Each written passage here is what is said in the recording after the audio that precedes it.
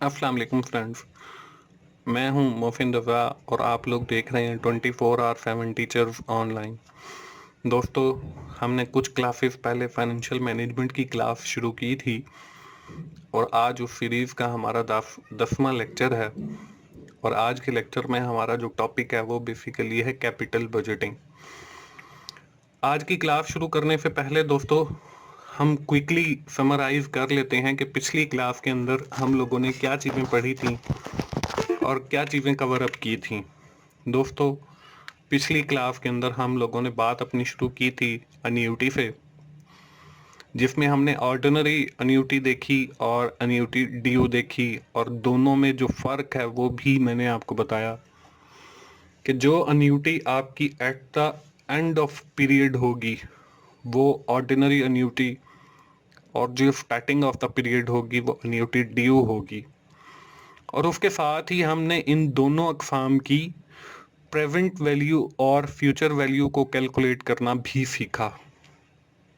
और at the end of our previous class we have discussed about the perpetuity, और हमने ये देखा कि परपेचुइटी होती क्या है, अन्यूटी और परपेचुइटी के अंदर फ़र्क क्या है।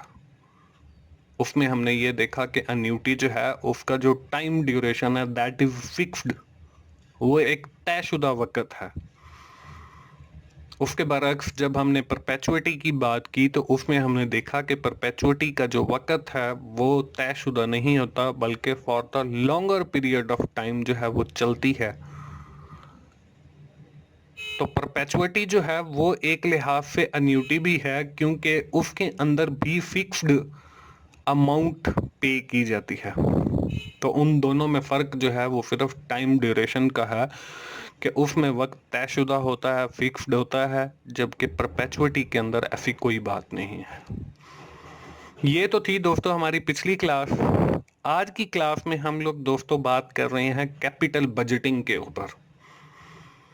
हम ये देखेंगे कि फाइनेंशियल मैनेजमेंट के अंदर कैपिटल बजटिंग का क्या रोल है, कैपिटल बजटिंग होती क्या है, कैपिटल बजटिंग की कौन कौन सी टेक्निक्स हैं, हम कैपिटल बजटिंग करते क्यों हैं।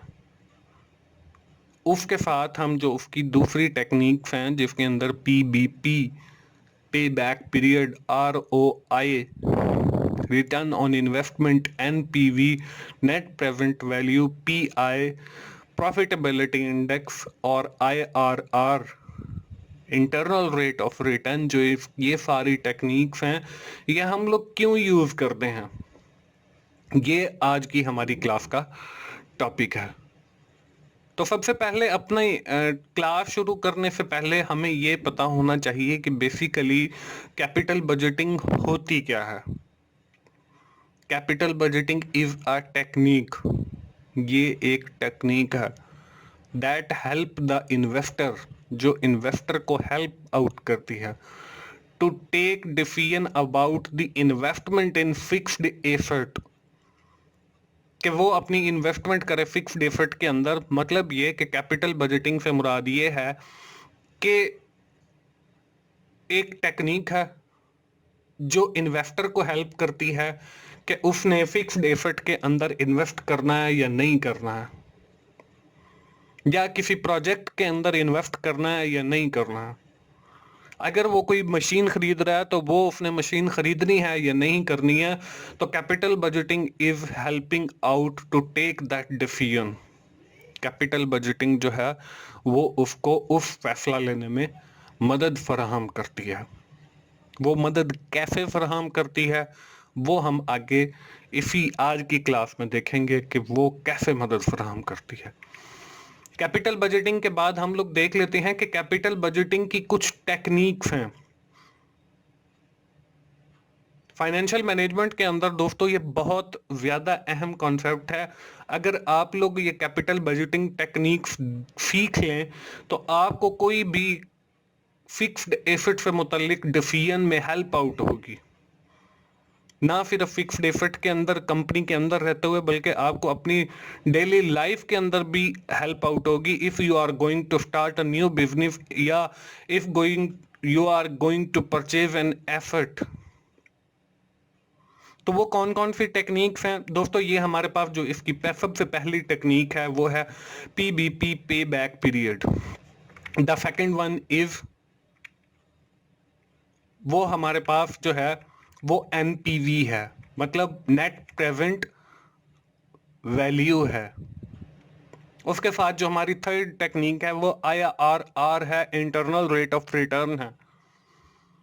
उसके साथ जो हमारी फोर्थ टेक्निक है वो ROI है, रिटर्न ऑन इन्वेस्टमेंट है। और लास्ट में हमारे पास PI है, प्रॉफिटेबिलिटी इंडेक्स है। दोस्तों ये वो 5 टेक्निक्स हैं।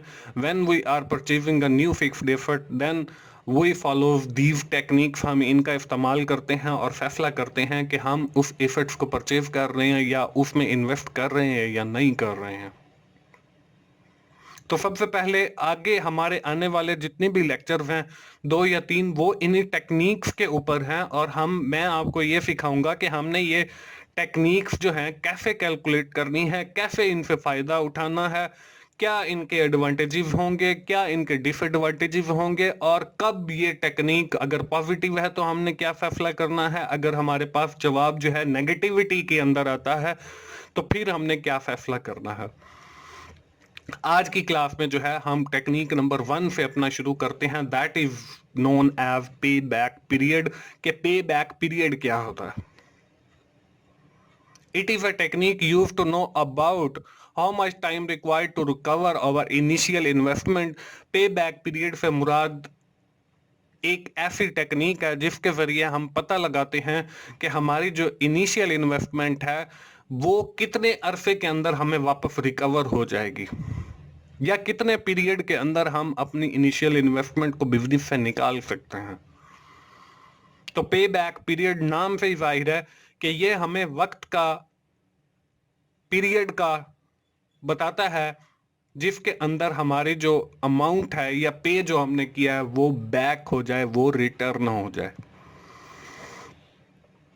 मतलब ये कि हमने जो है एक एसेट परचेज किया, वो 2 लाख का था, तो हमें कितना अरसा दरकार लगेगा? हमें 1 साल लगेगा, हमें 2 साल लगेंगे, हमें 3 साल लगेंगे, कितना टाइम पीरियड लगेगा कि वो हमारे जो 2 लाख हैं वापस हमें मिल जाएं।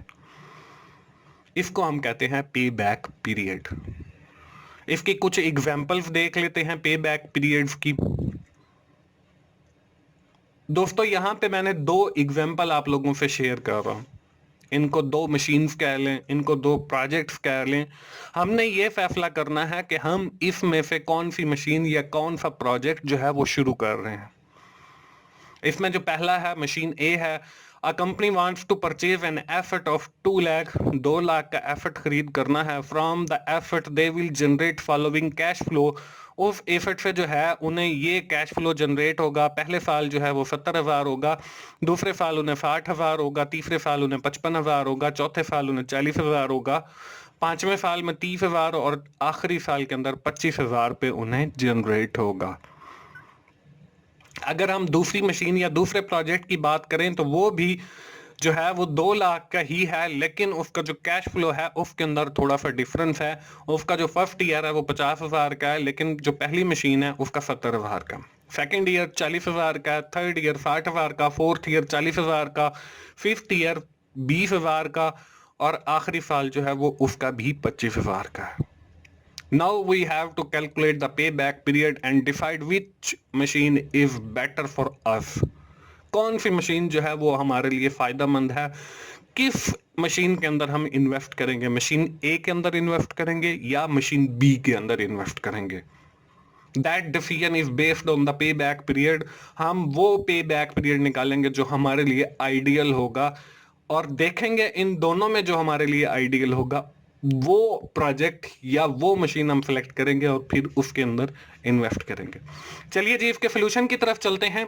इसके सोल्यूशन में पे बैक पीरियड कैलकुलेट करने का एक फॉर्मूला दिया हुआ है जी। सबसे पहले है जी कंप्लीट ईयर, मतलब मुकम्मल साल। उसके बाद रिमेनिंग कैश फ्लो जो आपका बचता है divided by next year cash flow.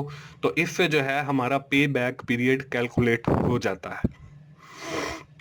हम अपनी वही मशीन ए देखते हैं। इसमें 3 कॉलम कर दिए हैं। फर्स्ट जो कॉलम है वो ईयर का है, सेकंड जो है वो कैश फ्लो का है, और लास्ट जो है वो क्यूमुलेटिव का है।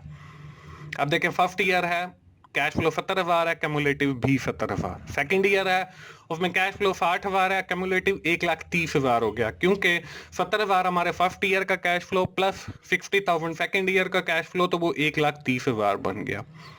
नाउ वो move to the third year. Third year में देखें हमारा 55,000 कैश फ्लो है, तो 1,85,000 हमारा कम्युलेटिव हो गया। उसके बाद फोर्थ ईयर की बात करते हैं तो 40,000 हमारा कैश फ्लो था, उसमें जो है कम्युलेटिव 2,25,000 हो गया। फिफ्थ ईयर की अगर हम बात करते हैं तो 30,000 कैश फ्लो है और कम्युलेटिव 255 हो गया। फिक्स आखिरी साल के अंदर 25,000 हमारा जो है कैश फ्लो है और 2,80,000 हमारा कम्युलेटिव हो गया, मतलब टोटल हो गया।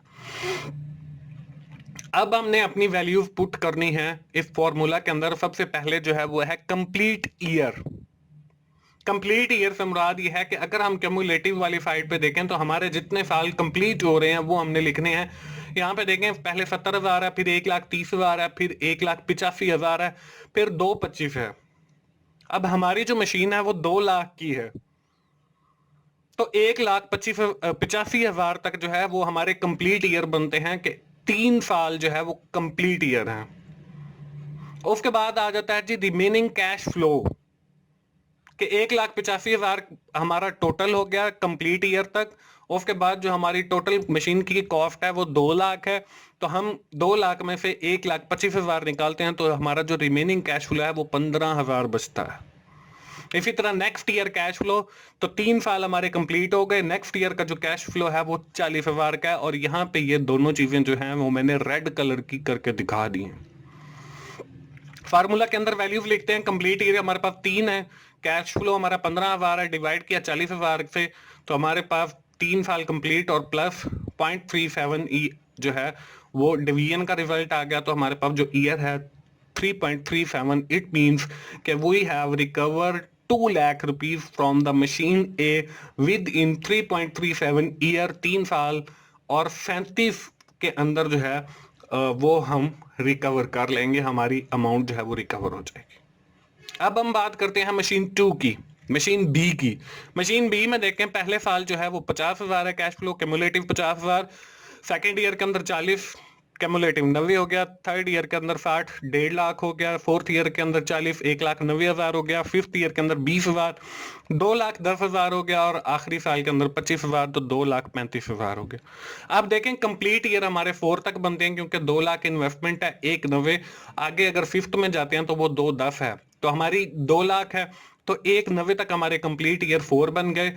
उसके बाद कैश फ्लो देखें 1,90 हो गया, तो 2 लाख टोटल है। 2 लाख में से 1,90,000 निकालेंगे तो वो हमारा रिमेनिंग कैश फ्लो 10,000 आ जाएगा।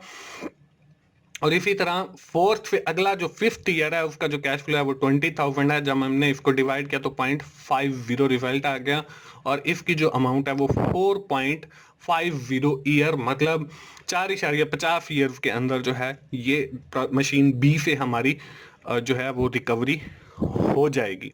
अब देखें दोस्तों, मशीन ए जो है उसके अंदर तकरीबन हमें 3.5 साल लग रहे हैं, जबकि मशीन बी के अंदर हमें 4.5 साल लग रहे हैं।